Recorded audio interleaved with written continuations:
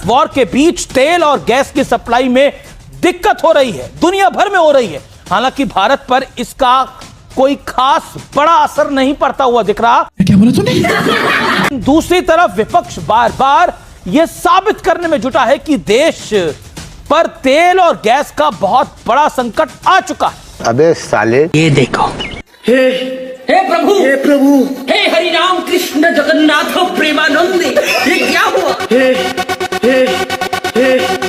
कुछ लोग, कुछ देश के राजनेता इस आपदा में अवसर ढूंढ रहे हैं और आज उनको एक्सपोज करना होगा। अब तू गया बेटा।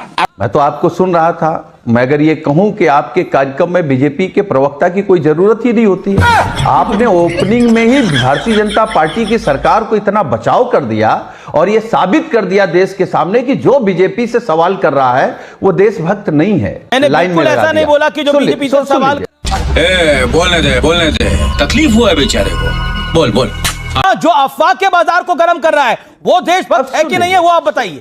जो अफवाह के बाजार को गर्म कर रहा है, तेरा तो गेम बजाना पड़ेगा। कि मीडिया की और एक सच्चे पत्रकार की यह जिम्मेदारी है कि सवाल सरकार से हो। आप सरकार से कहलवाइए ना कि कोई कमी नहीं है।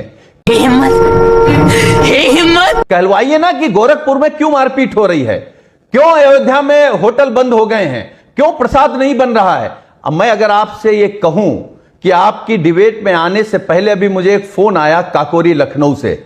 2 लोग परेशान, उनकी बेटियों की एक की कल आज शादी है, एक की कल शादी है, सिलेंडर नहीं मिल रहे हैं, कैसे खाना बनेगा।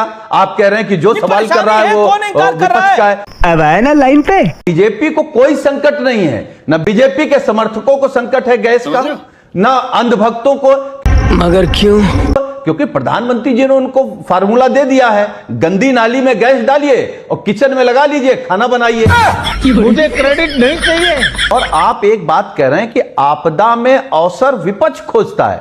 आपदा में अवसर खोजने के जनक कौन है, उनका नाम क्या है? मैं नहीं बताऊंगा। उनका नाम है आदरणीय नरेंद्र मोदी। ये तो लेने के देने पड़ गए। हाथ जोड़ के एक निवेदन करता हूं कि आज के इस कार्यक्रम को ज्यादा से ज्यादा शेयर करें।